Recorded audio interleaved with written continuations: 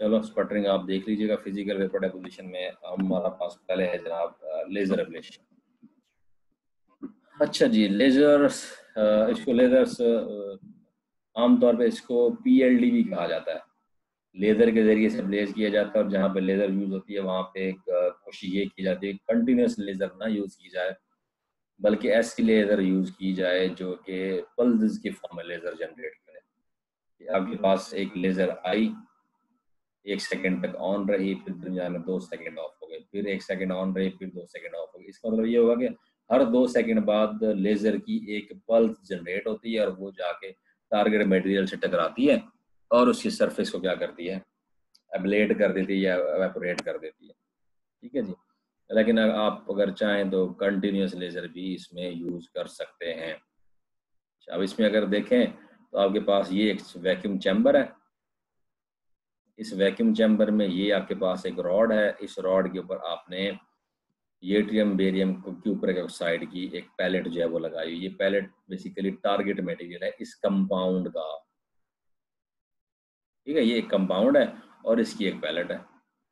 अब आपके पास एक सबस्ट्रेट होल्डर है, इसके ऊपर आपने डेपोजिशन करवानी है।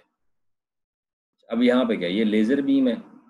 इस लेज़र बीम की आपके पास जनाब जो वेवलेंथ है, जो लेज़र किस वेवलेंथ की आ रही है, लाइट है ज़ाहिर है ये, तो ये 248 नैनोमीटर की लेज़र आपके पास यूज़ कर रहे हैं और 30 नैनो सेकेंड बेसिकली इसकी क्या है वो आप समझें कि इसकी पल्स होगी। ये 30 नैनो सेकेंड के लिए पल्स ऑन होगी और उसके बाद ये बहुत स्मॉल टाइम है इसका। ये आप लेज़र यूज़ कर रहे हैं और इससे जब आप ये लेज़र टकराएगी, अब इससे जो एवेपोरेशन होगी इस कंपाउंड के मॉलिक्यूल्स की, वो ज़ाहिर है स्ट्रेट भी होगी, इस तरफ भी होगी, इस तरफ भी। ये मैक्सिमम आपके पास एंगल है जहाँ पे ये वो पड़ा हुआ है आपके पास सबस्ट्रेट पड़ा हुआ है। ठीक है, इसमें थीटा बताया गया कि स्ट्रेट के साथ ये कितने एंगल पे मौजूद होगा। ये पीछे सबस्ट्रेट होल्डर हीटर भी, ये सबस्ट्रेट होल्डर है, इसके ऊपर आप सबस्ट्रेट लगा सकते हैं और इस सबस्ट्रेट को आप हीट भी कर सकते हैं। आमतौर पे जब इस तरह की एब्लेशन की जाती है तो सबस्ट्रेट, अच्छा ये सबस्ट्रेट हीटर आपके पास उसमें जहाँ पे आपने एवेपोरेशन की थी, थर्मल एवेपोरेशन या इलेक्ट्रॉन बीम एवेपोरेशन की थी या आपने स्पटरिंग की थी, ये हर जगह मौजूद होता है। क्योंकि आमतौर पे सबस्ट्रेट को एक स्पेसिफिक उसके ऊपर टेम्परेचर के ऊपर रखा जाता है। कहीं 300 टेम्परेचर रखा जाता है, कहीं 500 रखा जाता है। लेजर एब्लेशन केस में 500 से ऊपर ऊपर 600, 700, 800 डिग्री सेंटीग्रेड का टेम्परेचर रखा जाता है। वो ये होता है आमतौर पर ये जब मेल्ट होते हैं तो इनका टेम्परेचर काफ़ी ज़्यादा होता है, जो मॉलिक्यूल्स एवेपोरेट होते हैं वो जब जाके उस सरफेस से टकराते हैं, अगर सरफेस ठंडी होगी तो उनको उनकी एनर्जी फ़ौरन रिलीज हो जाती है, उनको वहाँ पे सेटल होने का मौका नहीं मिलता। तो वहाँ पे फिर आपके पास जो फिल्म बनेगी वो रफ, उसकी सरफेस बहुत ज़्यादा रफ होगी, वो आपके पास स्मूथ सरफेस नहीं होगी। स्मूथनेस के लिए लाजमी है कि आप उसको टाइम प्रोवाइड करें, उसको एनर्जी प्रोवाइड करें कि वो वहाँ सेटल हो जाए। तो जितने बेसिकली एनर्जी के ज़रिए से आप कर रहे हैं, कम अज़ कम उसकी आधी आप या कुछ इतनी रेंज की एनर्जी जो है वो आपको सबस्ट्रेट को भी देनी पड़ती है जो ऑलरेडी वो उस टेम्परेचर पे हो। तो जब मॉलिक्यूल आके टकराए तो फ़ौरन से अपनी पूरी एनर्जी ना वहाँ पे वेस्ट कर दे, बल्कि कुछ एनर्जी जो है वो वहाँ पे सेटल होने के लिए भी यूज़ करें। ठीक है जी, तो उससे ये होता है कि जो सरफेस होती है वो आपके पास स्मूथ बन जाती है। अच्छा, आमतौर पे ये क्यों यूज़ किया जाता है, कम्प्लेक्स कंपाउंड, जिस तरह ये कम्प्लेक्स कंपाउंड है, ऐसे कम्प्लेक्स कंपाउंड हैं आपके पास, तो उस वक्त आपके पास ये लेज़र एब्लेशन जो है वो यूज़ की जाती है। उसकी वजह ये होती है कि लेज़र का जो स्पॉट होता है वो काफ़ी बड़ा होता है, आमतौर पे आधे सेंटीमीटर 1 सेंटीमीटर तक का स्पॉट होता है। ज़ाहिर उस स्पॉट में जब आप आके वो उसको वो करेगा, एवापोरेट करवाएगा, तो वो पूरा का पूरा मॉलिक्यूल को एवापोरेट करवाएगा।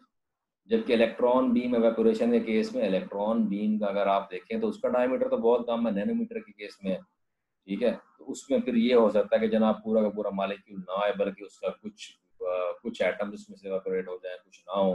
तो वहाँ पे फिर जो स्टाइक्योमेट्री होती है ना, जो आपके पास टारगेट और डिपॉजिटेड फिल्म की, वो स्टाइक्योमेट्री जो है वो चेंज हो जाती है। इस केस में ये होगा कि आपके पास स्टाइक्योमेट्री जो है वो दोनों तरफ आपके पास जो फार्मूला आपके पास यहाँ पे टारगेट का है, यहाँ पे जो फिल्म बनेगी उसका फार्मूला भी ऑलमोस्ट ऐसा ही होगा। अच्छा, ये हाई टेम्परेचर सेमीकंडक्टर मटेरियल्स को डिपॉजिट करने के लिए ऐसे मटेरियल्स जो हम यूज़ करते हैं हाई टेम्परेचर के लिए, वर्किंग के लिए, तो ये उनके लिए भी यूज़ किया जाता है, उनको डिपॉजिट करने के लिए यूज़ की जाती है। बायोकम्पैटिबल मटेरियल अगर आपने यूज़ करने हैं तो वो भी आप इससे एवेपोरेट कर सकते हैं। और सिरामिक ऐसे मटेरियल होते हैं जिनका बॉइलिंग पॉइंट जो है वो बहुत ज़्यादा हाई होता है, उसके लिए भी आप ये है लेज़र एब्लेशन जो है उसको यूज़ कर सकते हैं। और इसमें आप सिंपल आप ये देख लेंगे टारगेट प्लेट है, इसको भी घुमाया जा रहा होता है। वो इसलिए घुमाया जा रहा होता है कि टारगेट के ऊपर जब लेज़र आगे पड़ती है तो ज़ाहिर है उसकी कुछ पार्ट को वो एवेपोरेट कर देगी। तो अगर वही सिर्फ एक ही पार्ट सामने रहेगा तो वहाँ पे गड़ा पड़ता चला जाएगा, क्योंकि वहाँ से सारा मटेरियल जो होगा वो एवेपोरेट हो रहा होगा। इसलिए कोशिश ये की जैसे घुमाया जाए ताकि वहाँ पे वो पूरी सरफेस जो है वो बराबर जो है वहाँ से मटेरियल एवेपोरेट हो। अच्छा, अब ये आपके पास ये जो रीजन है, ये क्या रीजन है? ये रीजन बेसिकली एक ऐसा रीजन है जिसके अंदर आपके पास जो एवापोरेटेड मॉलिक्यूल्स हैं वो इतने रीजन के अंदर यानी कि वो मूव करेंगे आगे की तरफ, टारगेट से निकल के और सबस्ट्रेट की तरफ इस रीजन में मूव करेंगे। तो ये जो रीजन होता है ना, इसको आमतौर पे जब आप लेजर यूज करें इसको प्लूम कहा जाता है। प्लूम, PLUME, प्लूम कहा जाता है। और ये प्लूम बेसिकली किस चीज़ से बनता है? आपके पास जो एवेपोरेटेड मटेरियल होता है उसकी वजह से यहाँ पे ये प्लूम बनता है। ठीक है जी। और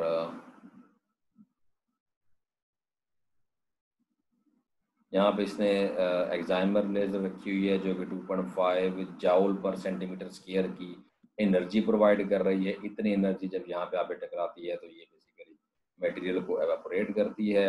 ये आपके पास सबस्ट्रेट पड़ा हुआ है, 0.1 से 1.0 मिली बार ऑक्सीजन का प्रेशर है इसके अंदर, इस चैम्बर के अंदर। यहाँ पे भी ज़ाहिर है उसने ऑक्सीजन प्रोवाइड की हुई है। और उसके बाद सरफेस का टेम्परेचर जो है 650 डिग्री सेंटीग्रेड इसका टेम्परेचर जो है ये मौजूद। और ये CO2 लेज़र है वो आमतौर पे इसलिए यहाँ पे लगाई जाती है ताकि आप अंदर जो फिनोमिना हो रहा है, जो फिल्म बन रही है, उसको आप ऑब्जर्व कर सकें। उसके अंदर लाइट प्रोवाइड करने के लिए ये अंदर मौजूद होती है। ठीक है जी। तो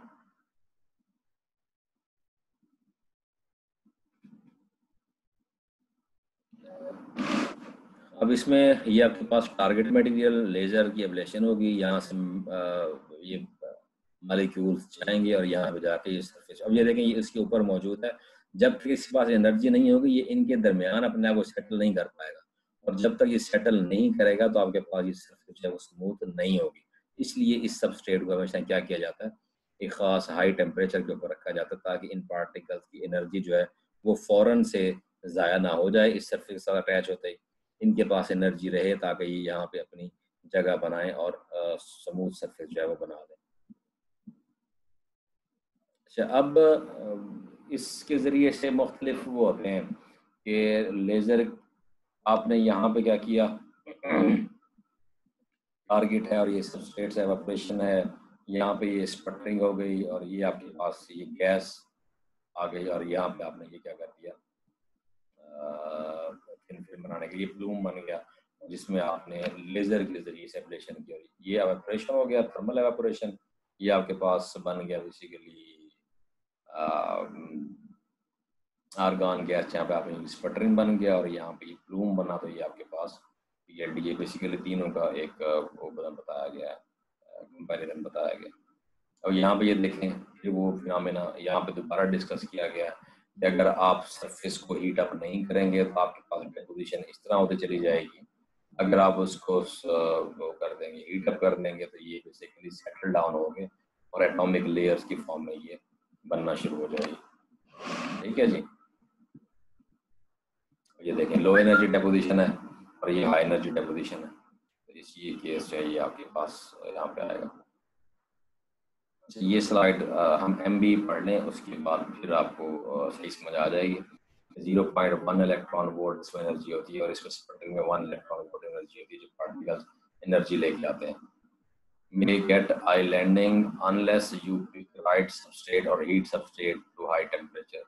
इस तरह आइलैंड्स बन जाएंगे अगर आप सबस्ट्रेट का टेम्परेचर जो है वो सही चूज नहीं करते। लेकिन अगर आप स्मूथ चूज करेंगे तो फिर आपके पास इस तरह की एटॉमिक लेयर जो है वो बनना शुरू हो जाएंगी। ठीक है। तो यहाँ तक ये लेज़र एब्लेशन था। और इसमें अब मैंने कहा था कि हम जब लेज़र यूज़ करते हैं तो पल्सेस की फॉर्म में होती है, ये पल्स लेज़र डेपोजिशन था आपके पास। ये सेटअप है, यहाँ पे एक कैमरा लगा हुआ है जिसके ज़रिए हम यहाँ प्लूम को और इसके पूरी असेंबली को ऑब्जर्व करते हैं। यहाँ पे एक ग्लास मौजूद होता है जहाँ से लेज़र बीम को इंसर्ट करवाया जाता है, और उसके बाद ये सबस्ट्रेट है, ठीक है जी। यहाँ पे सबस्ट्रेट लगाते हैं, ये मोटर लगी हुई है जो सबस्ट्रेट को कंटिन्यूस घुमाती रहती है। यहाँ पे आप टारगेट को लगाते हैं और यहाँ मोटर लगी हुई है, इस टारगेट को घुमाती रहती है ताकि डेपोजिशन जो हो सबस्ट्रेट पे वो भी यूनिफॉर्म हो और टारगेट जो एवेपोरेट हो वो भी यूनिफॉर्मली एवेपोरेट होता रहे।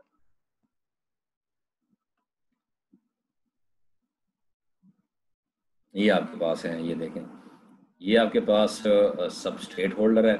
ये ब्लैक ब्लैक इस पूरे होल्डर के ऊपर ये दो सबस्ट्रेट लगे हुए हैं, ठीक है। और ये आपके पास टारगेट है।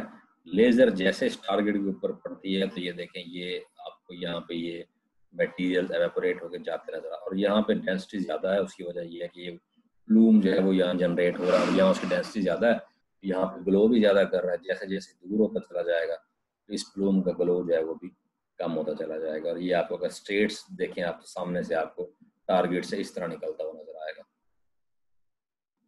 ये इसके एडवांटेजेस हैं और कुछ इसके डिसएडवांटेजेस हैं।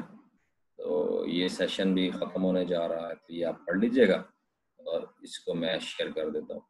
फ्लेक्सिबल है, इजी टू इम्प्लीमेंट है, ग्रोथ किसी भी एनवायरनमेंट में की जा सकती है और कॉम्प्लिकेटेड मटेरियल्स को भी आप जो है बड़ी आसानी से उनकी स्टेशनरी सेम रख सकते हैं। ग्रोथ रेट को आप वेरी कर सकते हैं। वो कैसे वेरी करते हैं, आप बेसिकली चेंज करते हैं उसका एनर्जी चेंज करते हैं लेज़र की। और